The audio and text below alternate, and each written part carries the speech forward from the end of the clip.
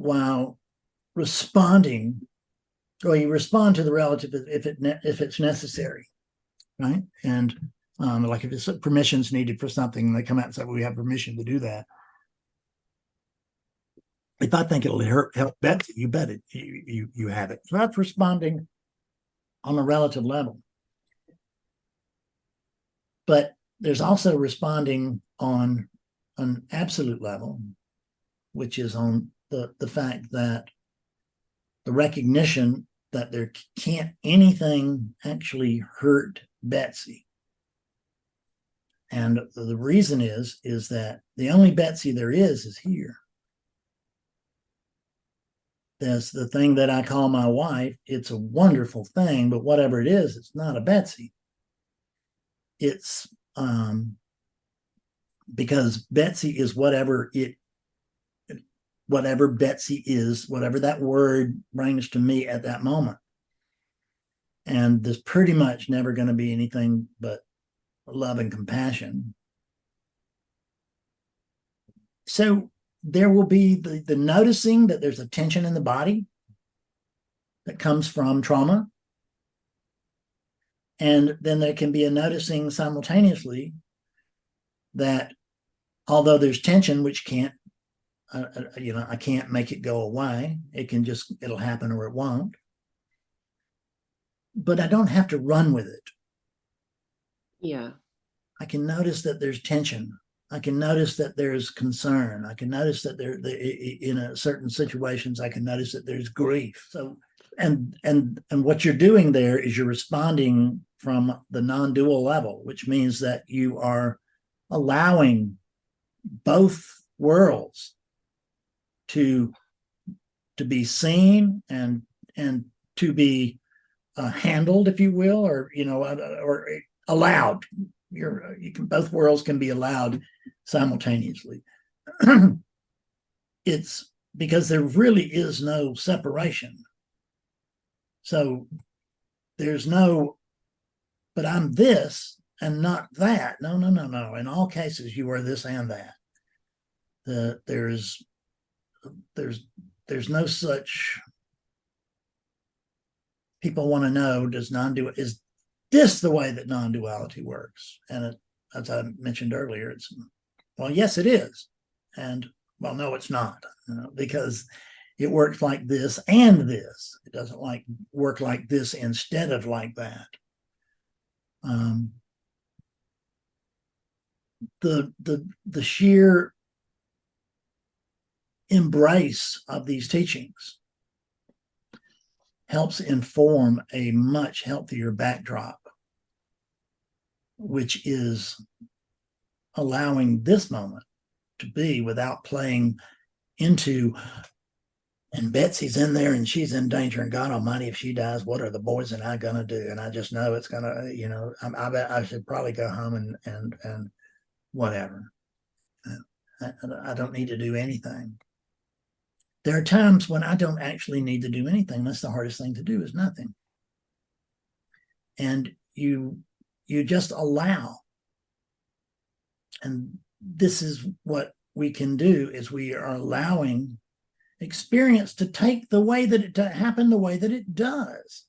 And we can understand it from a relative view. We can simultaneously understand it from the non-dual view, from the absolute view. That's exactly the way that all of life is led that way here, with rare exception, where I might be completely caught up in an absolute experience or something, or completely caught up in a relative experience. That can happen too, but as a general rule, it's seeing both worlds at the same time and being willing to live from both worlds at the same time. And I don't ignore or throw out relativity so that I can further explore and expand non-duality. How are you going to expand, non-duality? You're answering the emotions that are arising in that body, and you're also coming up with a solution to, number one, does there need to be a solution? Can you just hold that grief? Right. That's fine, but but it's going to get pretty old pretty fast, I'm going to suggest. So having some sort of solution, a solution I used to have to great, unimaginable tension and fear was primal scream. And I used to I would go down the highway and I would roll down my window and I would just scream my head off for miles. And I really did feel better at the end. And it's an okay expression. There's no, I don't have to worry about what somebody's going to think about that or whether I have anybody's approval. Yeah, right. Screaming can just happen. And that's when it ceases to be personal. And that's what we're looking for. It's a recognition. Screaming's happening. Loss is happening. And somehow everything's fine. Because that's the default position here always, is it just never doesn't come to that, which is okay. So you had your little tiff, and now it's back to the truth. Right. Yeah. Most people come here out of suffering. There are people that I have met a couple of people who claimed they got here just because they wanted to they had some good intention or whatever, but the selfish intentions work. And the intention that I'm suffering, that is it could be referred to as the way of the cross. And that suffering is the most common entry. We can say that with absolute certainty. And what you may find out, and this is really hard to see, it was impossible for you to see at this moment, but at least know that it does exist, which is that in my experience, there's been a great deal of suffering in this life. There really has been a great deal of physical pain, a great deal of mental pain, addiction, this disease of this problem with my spine that I've had now for years, and lots of stuff.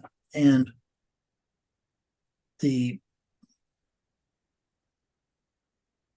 but what I've come to find out is that suffering has always been my best friend. I couldn't see it at the time. Sometimes that's the way of best friends. We can't know how much somebody has done for us until they're no longer there. And we don't know how much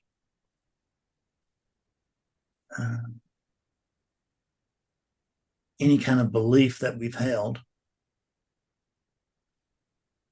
It feels like when the myth explodes, which is everything's supposed to be all right for me, everybody holds on to that. And it flies in the face of relativity itself,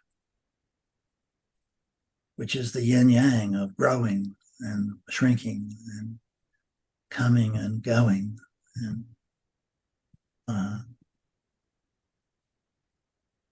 being and non-being. What I would recommend that you do, let me tell you first that I don't know what this unit should do, so I really don't know what it should do. Yeah. But there are things that come up Mm-hmm. out of experience, and I'll share that with you. Mm-hmm. And that is, your grief is probably arising out of a story that you're carrying with you, that you're living. And that story is common throughout the world, and it's usually at the base of, I would say it's at the base of all suffering. Yep. And that is, it ought not to be like this. I mean, I can't Is there anything I can do about it? Well, I can't change it physically, I mean, in these situations like you're in. Yeah. So, but I don't have to like take it like a whipping every morning. Right. I don't have to put that robe on Mm-hmm. and or that hair shirt as they used to do. I guess they still do in some places. Yeah. And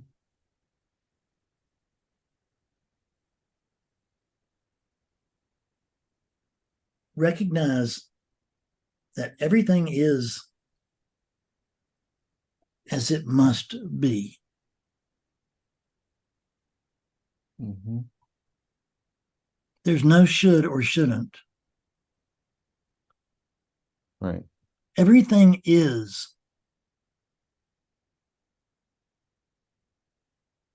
Can you find an alternative to this? To life, living life as it comes? There's no alternative. You can't ignore your grief, No. but you can resolve to experience it differently. Mm-hmm. And you can do that if you're willing to tell yourself the truth. And you may or may not be, and it may take some time, or you might be able to get it right away. Who knows? Mm-hmm. There's no should or shouldn't. There's this as it is. And this as it is includes everything that's ever been. Yep. No. And it feels like I can pick out what's right or wrong, but who would do that and how? What's the benchmark? The benchmark is me being happy. And the myth is I should be happy all the time. Well, the question to that would be, are you? No. So how do you feel when you recognize that you can't be happy all of the time, but you nonetheless believe that you should be? That's the gap. Yeah. That's the gap right there. Mm-hmm. So when we get out of comparison, which is, it really ought to be like, yeah, that's imagination. It's fantasy. And there's nothing more painful than our own fantasies. Mm-hmm. Because I know just how it should be. We should have never parted. It should have been like differently. I shouldn't have done what I did. And the reason I'm here in front of you right now is because I can't not be. It feels like I made a choice. It feels like you made a choice. But the reason you're here in front of me is because you can't not be. Nothing else could be happening right now.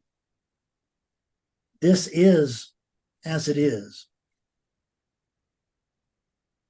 And simply recognizing that this has to be the way it is, because this is, on some level, this is the culmination of all that's been before. And there's nothing that can be redone. So there's no comparison and there's no alternative. And that's where we love to live, is our little alternative universes. And we get in there and it's just, everything's just right in my little universe, except for the fact that none of it's true. And but I'm trying to live like my little universe is the benchmark for the world. And when you get away from the idea that the world is here to make you happy, the world is not here to make you sad, but from a non-dual perspective, there's no you there. There's just this. And it's happening exactly the way it's happening. And when anybody says, but it should, just ask them, is it? I should feel good all the time. Do you? No. So how does it make you feel when you don't feel good all the time, but you hold the belief that you should be, that you should? Well, that hurts. Yeah. So, yeah. So I don't talk about this experience much. I talked about it once this week with somebody that I thought it would be beneficial with. But when I was 17, I was raped at knife point. Oh. And I have to tell you, I'm just blessed, but I don't have any bitterness toward that. I don't have any sense at all that that shouldn't have been. But what I can tell you is I was only raped once a long, long time ago. But if I held a resentment and a belief that it shouldn't have been, I'd be raping myself every day. Yeah. You get that? Yeah. Because I'm reliving that experience over and over again, and I'm trying to make it fit in a world. I'm trying to make it fit in a world where it just doesn't line up with the experience. Right. So if I can recognize that shit happens. Mm-hmm. Shit happens. Yeah. And don't take it personally. There was nothing personal in that. Mm-hmm. That guy didn't do that to me. He just did it. Mm-hmm. He didn't even know me. Mm-hmm. So I don't have to live with that kind of pressure. And I can take that very, very terrible, in conventional terms, experience, and I can turn it into being a useful experience because I've helped a lot of people. Mm-hmm. I've had a bunch of clients who've been raped. It's really more common than we might imagine. Mm-hmm. And I can tell you that it is really different when you can talk to them from your own personal experience than it is from the hypothetical, no matter how well-meaning that may be. And so it has become a very beneficial thing. My suffering was my friend, and it still is my friend. Suffering, you know what suffering does now? It brings to my attention that I'm dreaming. Mm-hmm. Yeah. Right? Because I'm dreaming in a world where I'm suffering because I think things ought not to be like they are. It always boils down to that. Shouldn't feel like this. It shouldn't be like this. I shouldn't have lost all my money. I shouldn't have lost. Mm-hmm.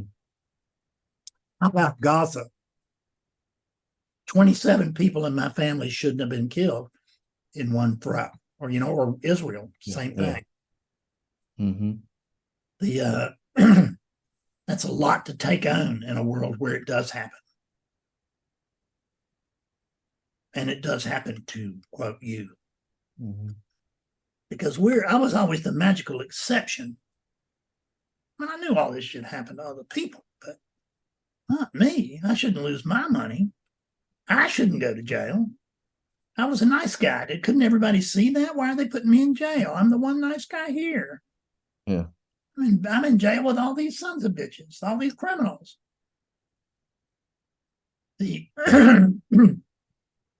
So accepting what is, allowing, what if this, as the movie with Jack Nicholson said, what if this is as good as it gets in terms of the world? Yeah. Yeah. But the way that I interpret experience, that changes everything.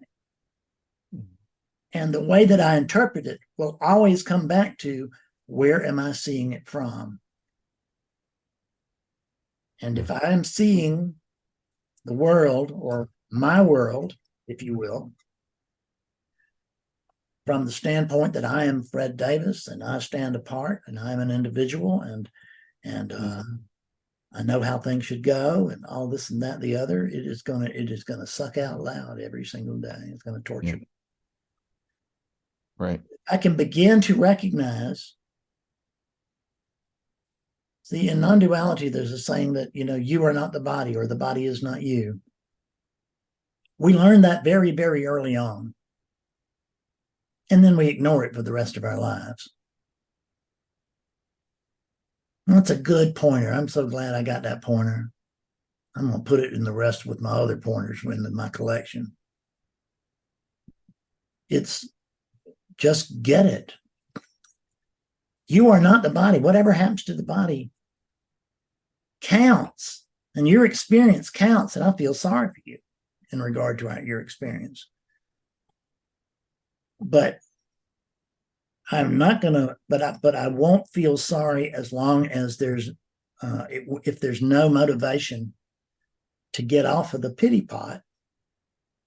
And you're here, so I already know you're not in agreement with. In other words, you're about a solution. That's why you're here. Yeah. Some people just want to grumble. Well. And they would rather be right than free. And being right would be, that wasn't supposed to happen. Yeah. She ought not have done that. They ought not to have done that. Why would anybody treat me that way? I'm a nice guy. I wasn't a nice guy. So life is not fair. Mm-hmm. And you know what I say to that? And you may say, well, no, that's a bitter pill. But for me, it's thank God. Man, if life was fair, I wouldn't be here. Mm-hmm. It is what it is. That's what it is. Yeah. Yeah. So coming to see that what happened is, we can only view it now as having been inevitable. How do we know? Because it did happen. Yeah.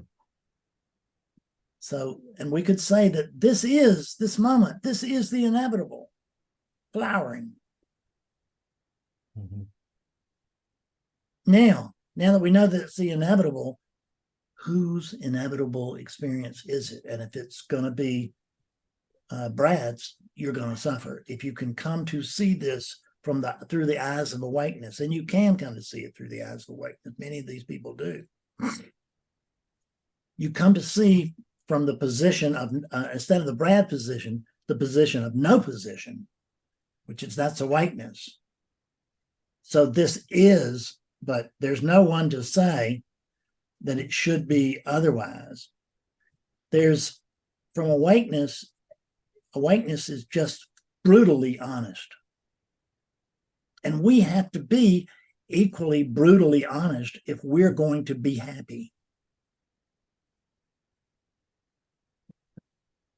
And we're not being honest when we're thinking this shouldn't be. Because the only question you can go to is it? Right? Compare your feelings with reality and see which holds up. Yeah. Yeah, you're in. So this alternative view of what your life should have been like the last 2 years and what it should be like now, that's an argument with God. And you will lose it. Yeah. Learning to be okay with not being okay. Yeah. It will serve you very, very well.